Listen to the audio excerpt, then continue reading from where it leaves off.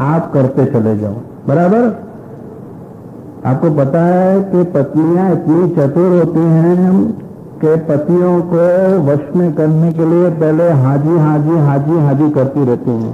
इतनी गाय की तरह होती है शुरुआत में, शादी करके आती है तो एकदम गाय की तरह होती हैं।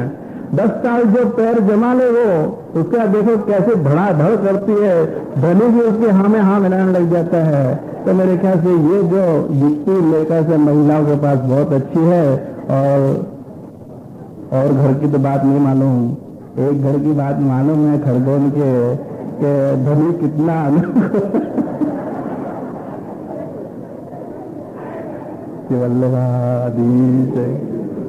तो घर के लोगों को कैसे अनुकूल बनाना, ये तो अब आपके हाथ में। प्यार से, पुचकार के भाव से जो भी सिद्धांत आपके हृदय में हृदयारूढ़ हुए हैं उसको आप अपने धनी को अपने वश में करो, पत्नी को अपने वश में करो।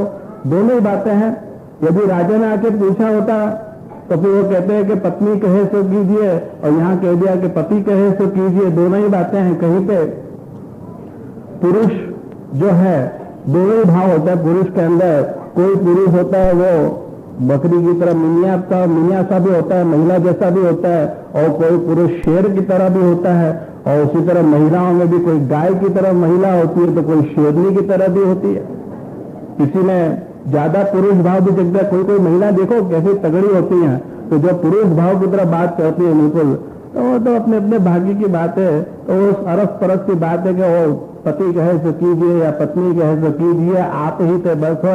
अब ये चीज मैं आपके ऊपर छोड़ता हूँ कि आपको कैसे वशीकरण। प्रेम ही एक ऐसा वशीकरण मंत्र है, वहां पे भी आप कुछ नहीं करोगे, क्योंकि प्रेम जो है प्रभु का ही रूप है। प्रेम के द्वारा, अर्थात प्रभु के द्वारा आप उनको वश में कर रहे हो। आप लड़ाई झगड़ा करके किसी से आप उनको वश में करने की सोचोगे तो नहीं होगा। तो इस तरह से चाहे अनुकूलता हो, चाहे उदासीनता हो या प्रतिकूलता हो, जीवन के अंदर आप सेवा निश्चित रूप से करोगे, उसको छोड़ने की कोशिश नहीं करोगे, उसमें से एक मार्ग निकालोगे। और 7वां प्रश्न, और सर ये 7वां प्रश्न मेरे ख्याल से हर एक जीव मात्र के लिए है, और ये प्रश्न बार बार में उठता है। उसकी वजह से हम सेवा को छोड़ देते हैं। और वो प्रश्न है कि हमारा चित्त नहीं लगता है सेवा के अंदर, चित्त नहीं लगता है। सेवा करने बैठते तो हैं, सत्संग करने बैठते तो हैं, जप पाठ करने बैठते तो हैं, लेकिन चित्त नहीं लगता है हमारा सेवा के अंदर। और इसलिए हम चित्त नहीं लगता है तो हमने बहुत ज्यादा कोशिश करी, फिर भी सेवा में चित्त नहीं लगता है। तो महाप्रभु जी वहां पे कह रहे हैं कि चित्त लगे कि नहीं लगे, अपनी आदत तो बना के रखोगे। एक दिन वो चित्त भी लगने लगेगा और भाव भी जागृत होने लगेंगे। प्रारंभिक दशा में शायद चित्त नहीं भी लगे, लेकिन उसके ऊपर जैसे एक छोटे से बच्चे को आप पढ़ने के लिए बिठाते हो, उसका चित्त लगता है, उसको कान पकड़ पकड़ के बिठाते हो, फिर वो जैसे जैसे आगे बढ़ता है, पढ़ता जाता है, वो समझ जाता है उसकी इंपॉर्टेंस को, महत्व को, तो उसका चित्त अपने आप लग जाता है।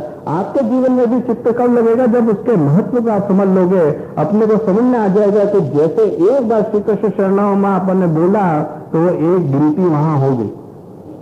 जितनी ज्यादा मैं बोलूंगा उतनी गिनतियां होती जाएंगी, इतने इकट्ठे हो जाएंगे, और जब वो उस संख्या तक पहुंच जाएंगे तो उसका फल मुझे मिल जाएगा।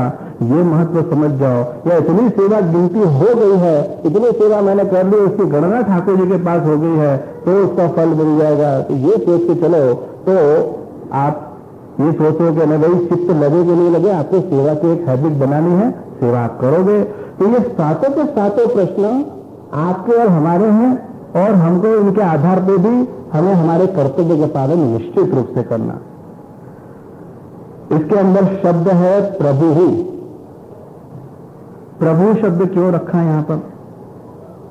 पहले शब्द में है व्रजादीप। व्रजादीप शब्द रखा क्यों? क्योंकि सेवा की रीत और सेवा की प्रीत प्रभु को अतिशय पसंद आई, इसलिए सेवा संबंधी बात महाप्रभु जी कर रहे हैं। धर्म संबंधी बात जब कर रहे हैं तो महाप्रभु जी ने कह दिया कि व्रजादीप। यहां पे प्रभु शब्द दिया है। प्रभु का अर्थ क्या है? तो प्रभु का अर्थ यह है कि भाई प्रभु तो सर्वसत्ता रूप है, सर्वसत्ता प्रभु की है, सर्व का मालिक प्रभु है। हमारी आंखों में, हमारे कान में, हमारे जिह्वा पे, हमारे शरीर पे, सारे पे सर्वसत्ता प्रभु की है, सब मालिक प्रभु है, और हम कुछ नहीं कर रहे हैं। सब कुछ जो कर रहे हैं वो प्रभु कर रहे हैं। क्यों कर रहे हैं? क्योंकि प्रभु सर्वसमर्थ है। एक डॉक्टर हार्ट का स्पेशलिस्ट वैष्णव, और ऐसे वैष्णव कई मिलते रहते हैं। तो उनसे पूछा गया कि आप हार्ट का ऑपरेशन करने जब जाते हो, ऑपरेशन थिएटर के अंदर होते हो, और उस समय ग्लव्स वगैरह पहन के और मुंह बंद करके और बिल्कुल जो यूनिफॉर्म पहनना चाहिए ऑपरेशन के वक्त में है, स्टेरिलाइज जो होता है, वो पहन के आप जो ऑपरेशन करने के लिए जब हार्ट पे आप चीरा मारते हो, ऑपरेशन की शुरुआत करते हो, तो उस समय आपकी फीलिंग क्या होती है, आप क्या सोचते हो उस समय? तो वो कहता है कि मेरे माथे पे श्रीनाथ जी बाबा और श्री महाप्रभु जी विराज रहे हैं, और मैंने अपने क्लिनिक में और मेरे अपने ऑपरेशन थिएटर में भी श्रीनाथ जी का चित्र रखा है, और परंपरा से मैं वैष्णव परिवार से हूं, और जब भी ऑपरेशन की शुरुआत करता हूं मैं, तो उस समय मैं ये नहीं सोचता हूं कि ये ऑपरेशन मैं कर रहा हूं, यही सोचता हूं कि मेरे प्रभु ये ऑपरेशन कर रहे हैं, अब ये चाहे तो प्रभु मुझे यश दे दें और चाहे तो प्रभु मुझे अपयश देते हैं, लेकिन मुझे मेरे प्रभु पे इतना विश्वास है कि आज तक मुझे कभी भी यश मिला है, अपयश का सामना मुझे कभी भी करना नहीं पड़ा, मेरे हमेशा ऑपरेशन सफल गए।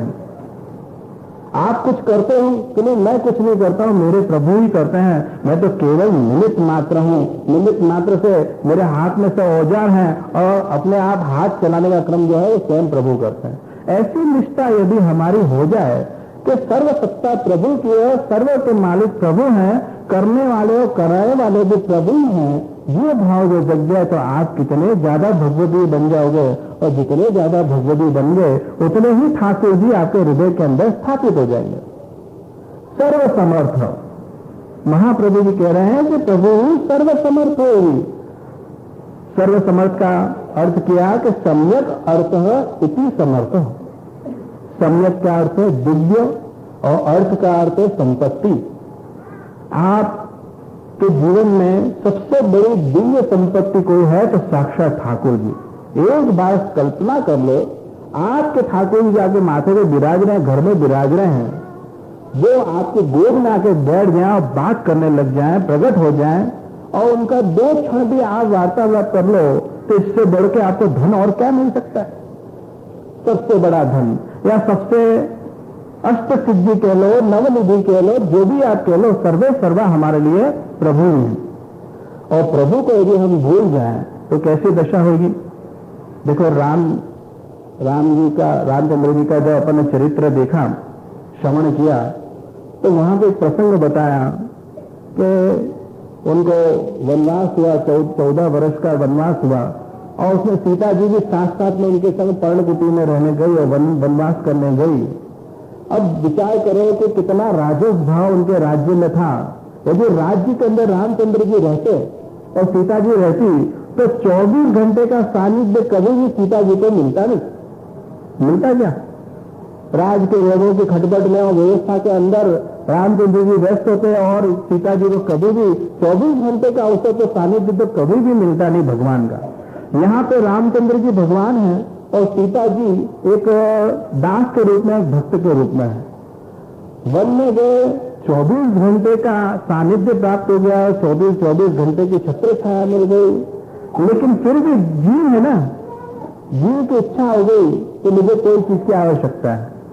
पत्नियां पति के पीछे बढ़ जाती हैं, हठाग्रह करती हैं कि मुझे ये चीज चाहिए, और वो धनी की कैपेसिटी होवे कि नहीं है, उसकी मान रखने के लिए उसको दिलाना ही पड़ता है। क्या करें, हठाग्रही हो गई, जिद्दी हो गई है, और जिद्दी हो गई तो उसको पूरा तो करना पड़ेगा। यहाँ पे जीव बनी हुई सीता जी को जिद करनी है भगवान के सामने कि मुझे स्वर्ण मग लेके आओ। अब भगवान ने उनको समझाया भी कि वैसे है कि भाई यहाँ पे अपन वन में रह रहे हैं, इसकी आवश्यकता क्या है, लेकिन बस जिद पे आगे, एक जीव है, जिद पे आगे मुझे लाई दो। अब भगवान ने कहा कि अब इसको शिक्षा तो देनी पड़ेगी, जीव को शिक्षा तो देनी चाहिए।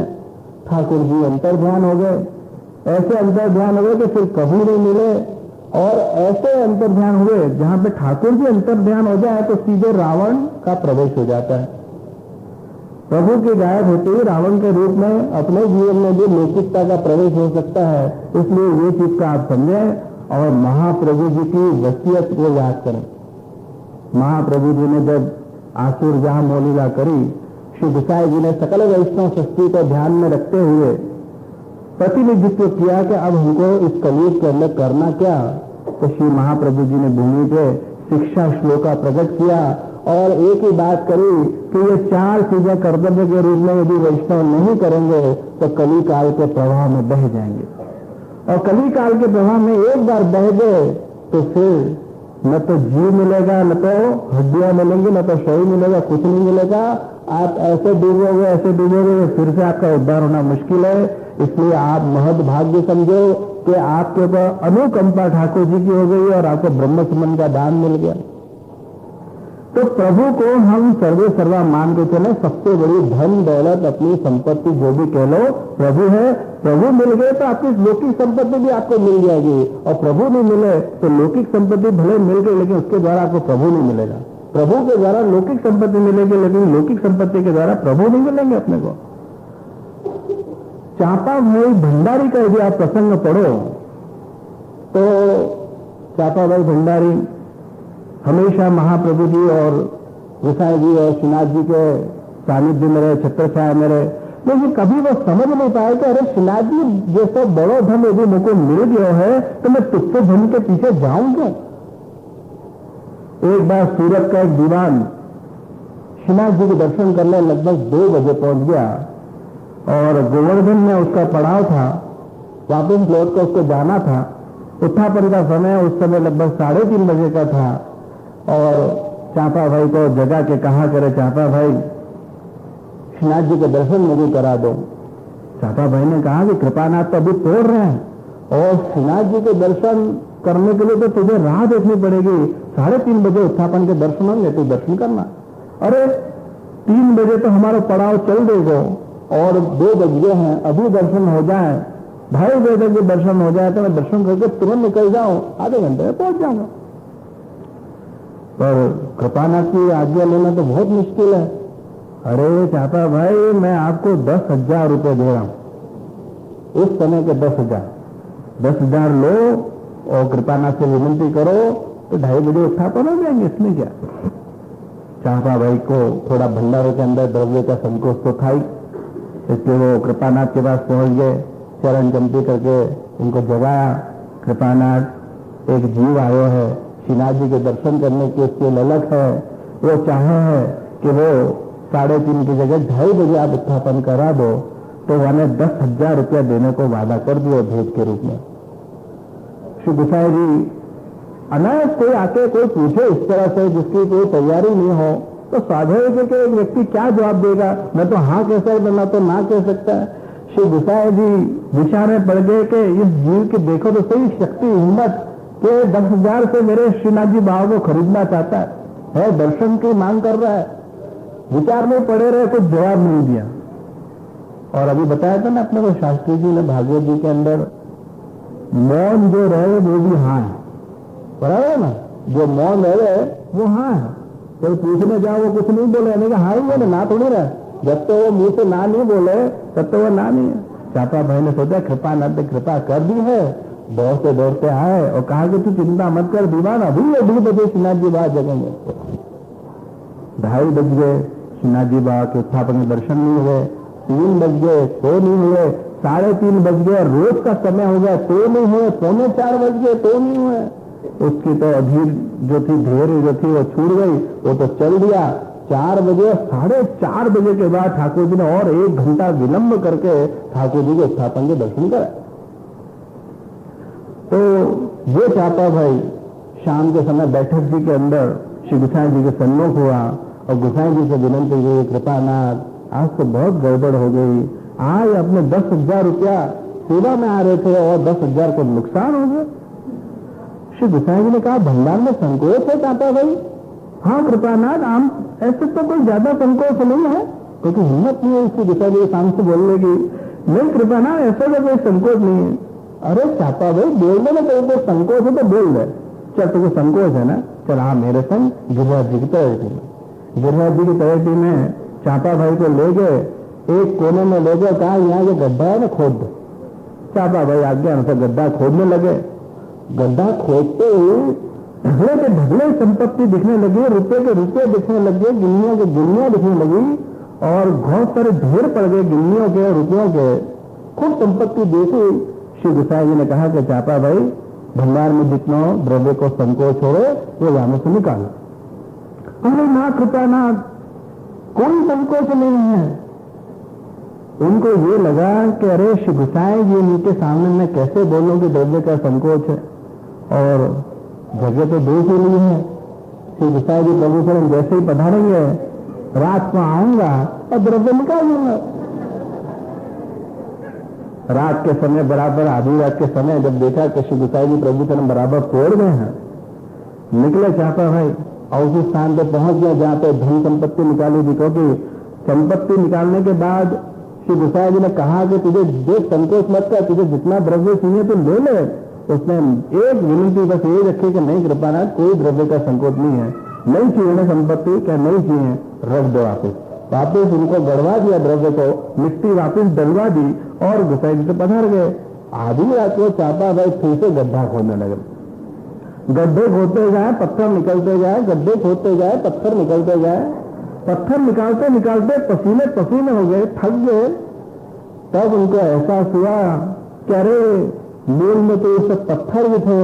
असल में श्री गोसाई जी ने मुझे दिव्य दृष्टि दी और पत्थर के अंदर मुझे नोट दिखाई दिया। यही चापा भाई जिनको लालच बढ़ा 9 लाख का, लाड़ भाई धार भाई का प्रसंग आप पढ़ो तो श्रृंगार के समय श्री गोसाई जी प्रभु जी को बात कही गई तो गोसाई जी ने एक ही आज्ञा करी कि अरे ये जो वैष्णव को जो द्रव्य है वो मत लीजिए चापा भाई, ये जो द्रव्य है श्रृंगार के समय हमारे जो मन जो है श्रृंगार में जो हटके ये द्रव्य में गए, ये द्रव्य तो आसुरी है, ये द्रव्य को स्वीकार मत करिए। लेकिन गोसाई जी की अवज्ञा करी और वो छत के ऊपर उनको रुपये को 9 लाख रुपए को जमा कर दिए और बराबर उसका प्लास्टर वगैरह करा कर रख दिया। लेकिन आसुरी द्रव्य तो आसुरी जनों के पास ही जाएगा और हुड़दंगा मचा और उपद्रव के अंदर मलेच्छ होने सारे मंदिरें तोड़ने शुरू किया पड़ा। उसके बाद वो मंदिर जब तोड़ा गया तो उसके ऊपर जो 9 लाख रुपए थे आसुरी जो द्रव्य था आसुरी जनों को मिल गया। तो द्रव्य जो है, द्रव्य अपने लिए सबसे बड़ा शक्ति थे तो ठाकुर जी अपने जीवन में सबसे बड़ा धन है।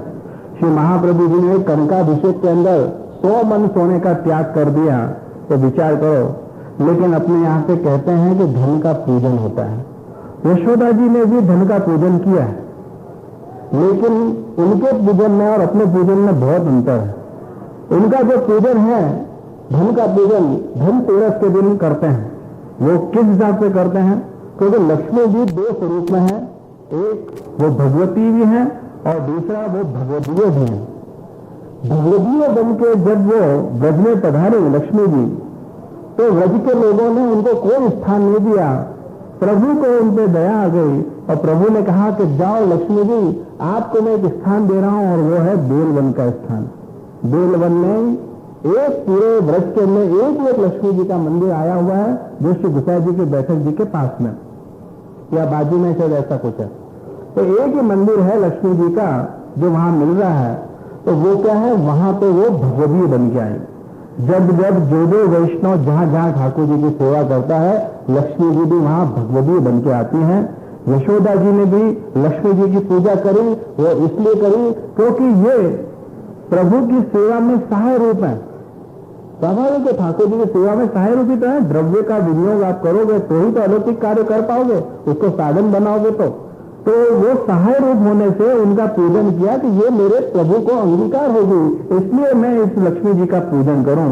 और इसीलिए हम ठाकुर जी को धनतेरस के दिन हरे वस्त्र और हरे श्रृंगार सब अपन धरते हैं ठाकुर जी को, वो धन की पूजन के भाव से कि हमारे ठाकुर जी, हमारे ही ठाकुर सबसे बड़ा धन है और उनका हम पूजन हरे वस्त्रों से और हरे श्रृंगार से हम करते हैं।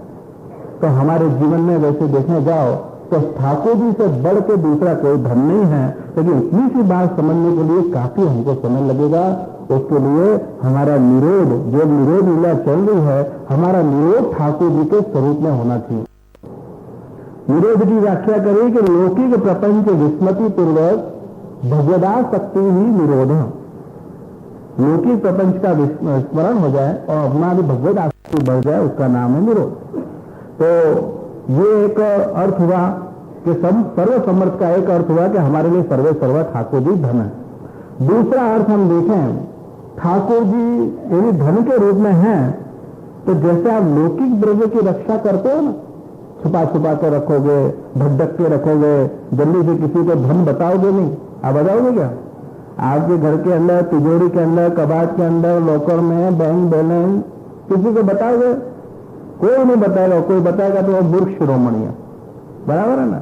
और वैसे भी अभी बताना नहीं, आजकल का समय बड़ा खराब चल रहा है। ज्यादा धन बताने लगोगे तो कॉल्स आने लगेंगे कि भाई फलानी जगह पे आके इतना बैग भर देना लाखों रुपए का है। तो द्रव्य को मारवाड़ी स्टाइल से, मारवाड़ी सिस्टम है ना, छुपा छुपा के रखते हैं।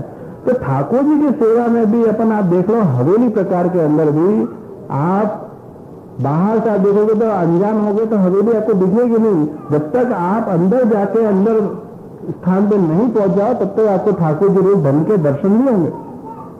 तो जिस तरह से ठाकुर जी के दर्शन करने के लिए हमको एकदम अंदर तक जाना पड़ता है, अपने घर के अंदर भी एकदम एकांत जगह पे अपन रखते हैं। बाहर के व्यक्ति को दिखाना है, कोई दिखाते हैं, कोई अपना वैष्णव को स्नेही जन आ जाए, क्योंकि धन भी अपना जो धन है वो किसको अपन दिखाते हैं? हमारा स्नेही जो हमारी पत्नी है, हमारे पति हैं, हमारे बेटे बहू हैं, उनको पता होता है कितनी धन दौलत है। तो वो अपना जो स्नेही होता है या अधिकारी होता है उसको ही हम बताते हैं, ताकि सबको बताते नहीं है। उसी तरह सेवा के अंदर भी हम वैष्णव को ही दर्शन कराते हैं और वैष्णव को दर्शन नहीं कराते। जैसे आप ठाकुर जी के दर्शन की रक्षा करते हो, उसी तरह आपके हृदय के अंदर जो प्रभु ने जो भाव भरे हैं ना, ये श्रवण के द्वारा, सेवा के द्वारा, जिंदगी भर तक के जो भाव प्रकट हुए हैं आपके हृदय के अंदर, वो भी आपके लिए धन के रूप में है। क्योंकि भाव रूप ठाकुर जी है, प्रभु भावात्मा है। तो वो जो भाव है वो भी किसी के सामने जल्दी से प्रकट नहीं करना चाहिए। कभी कोई प्रभु ने आपको लीला के दर्शन करा दिए, कभी सपने में ठाकुर जी ने आपको दर्शन करा दिए, कोई अलौकिक झांकी आपको हो गई, तो आप सबके सामने कैसे सोओगे? कृष्णदास मेघन की तरह। तो फिर ठाकुर जी कह देंगे कि तू सारी मेरी गुप्त बातें तो सबको जाते कहते फिर ले, मैं तो मेरी लीला के दर्शन नहीं कराऊंगा। आप किसको कहोगे? स्नेह से सबल लीला के दर्शन यदि आपको होंगे तो किसको कहोगे? आपके कोई परम स्नेही जो होगा, जिसके संग आपका हृदय मिला हुआ होगा, उसको ही आप कहोगे या उसकी बातें आप भी सुनोगे, सबको कहते भी फिरोगे। तो जैसे ठाकुर जी को हम गुप्त रखें, जैसे हम धन को गुप्त रखते हैं, वैसे ठाकुर जी को भी हम गुप्त रखें और ठाकुर के संबंध में जितने जितने भाव हैं उसको भी गुप्त रखें। तीसरा समर्थ का अर्थ ये रखा कि ठाकुर जी ने जैसे धन में अपना हाथ पकड़ा तो वो कभी छोड़ता नहीं है धन। शायद धन के लिए अपन लोग भी कह लेंगे धन तो एक बार, लक्ष्मी तो बहुत चंचल है, छूट भी जाएगी। लेकिन ठाकुर जी जो धन है, उन्होंने अपना एक बार हाथ पकड़ा है तो वो कभी भी अपना हाथ छोड़ेंगे नहीं। ये सोच के भी कभी भी प्रभु के ऊपर अपन अविश्वास नहीं करें। और वो अपने लिए धन के रूप में है कि अपना हाथ उनने पकड़ के रखा है। क्यों? क्योंकि महाप्रभु जी से वो बंधे हुए हैं कि जिस जीव का हाथ जन्मसमन के द्वारा मेरे हाथ में सौंपोगे वो जीव हमेशा के लिए मेरा हो जाएगा। उस जीव को मैं कभी भी नहीं छोड़ूंगा। जीव शायद मुझे भूल जाएगा, लेकिन वचन से बंधे हुए हैं। चौथा भाव, धन से आपकी सर्व वस्तुओं की सिद्धि होती है ना। जो चाहिए आपको, मनवांछित हर चीजें आपको मिल जाएंगी। बाकी जैसे धन के अंदर कोई भी चीज आप देख लो तो अयोग्य वस्तु भी आपको लेने के लिए जाओगे तो वो भी दे देगा और योग्य वस्तु मिल जाएगी। लेकिन जो प्रभु रूप धन है वो एक बार आपको मिल जाए तो भी आपके लौकिक, अलौकिक, वैदिक सर्व कार्य की सिद्धि प्रभु करेंगे। क्यों? क्योंकि स्वयं वो करिष्यति और सर्व समर्थ प्रभु हैं। ये सोच के ततो निश्चिंतताम व्रजे, एक वैष्णव को निश्चिंत होकर अपने जीवन के अंदर रहना चाहिए।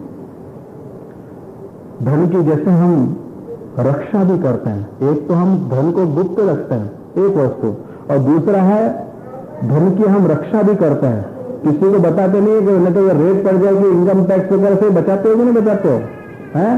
इनकम टैक्स में खाते के अंदर टैक्स नहीं देना हो तो 1 नंबर और 2 नंबर चलता है कि नहीं चलता है? कैसा साफ सुथरा मामला है? सब एक ही नंबर का है? नहीं ना, छुपा छुपा के रखते हैं ना। राजा छीन नहीं ले, मिनिस्टर लोग छीन नहीं ले, इनकम टैक्स वाले आके, IPO वाले आके भाड़ नहीं लगा दें, तो उसके लिए अपन उसको उसकी रक्षा करने की सोचते हैं। उसी तरह सेवा, यह सेवा के जितने जितने भाव है वो भी हमारे लिए धन के रूप में, उनकी रक्षा हमको दुस्संगों से करनी है। और दुस्संग का वातावरण चारों बाजू है। दुस्संग कैसे है, कहां से लगता है? श्री हरिराय जी के तीसरे शिक्षा पत्र का आप पढ़ो तो आपको उसके अंदर दुस्संग के सारे प्रकार मिलेंगे। तो इस तरह से सर्व समर्थ के अंदर एक अर्थ देखा कि सम्यक अर्थ है इति समर्थ, सबसे बड़ा धन नवनिधि अष्ट सिद्धि प्रभु हैं। दूसरा, जैसे धन को हम गुप्त रखते हैं वैसे हमारे ठाकुर जी और ठाकुर जी के भावों को गुप्त रखते हैं। तीसरा, जैसे हम धन की रक्षा करते हैं उसी तरह प्रभु के भाव की और प्रभु की भी रक्षा हमको करनी है। चौथा, कि सर्व सिद्धि हमारे को धन से मिलती है, उसी तरह सर्व सिद्धि भी प्रभु हमको कराएंगे। और पांचवा है कि धन जिसके पास है, धन ने भी अपना हाथ बराबर पकड़ा तो वो कभी भी छूटेगा नहीं। उसी तरह प्रभु, शायद लौकिक धन तो छूट जाए लेकिन प्रभु रूप जो धन है उन्होंने अपना हाथ पकड़ा, स्वयं वचन से बंधे हुए हैं।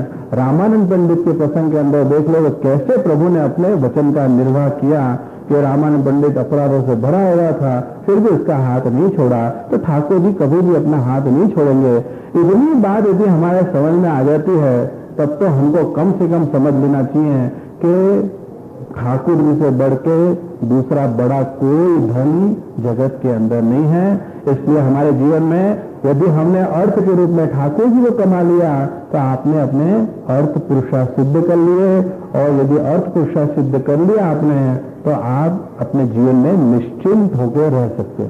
ततो निश्चिंतताम व्रजे, आप निश्चिंत होकर रह सकते हो। तो हमने आज दूसरे श्लोक के हमने दर्शन किए अर्थ पुरुषार्थ के। इसकी तुलना हम कल के प्रकार में हम वक्तासुर चतुश्लोकी के अंदर करेंगे। उन्होंने भी यही सब मांगे करी हैं और उन्होंने कैसे अर्थ बनाया ठाकुर जी को।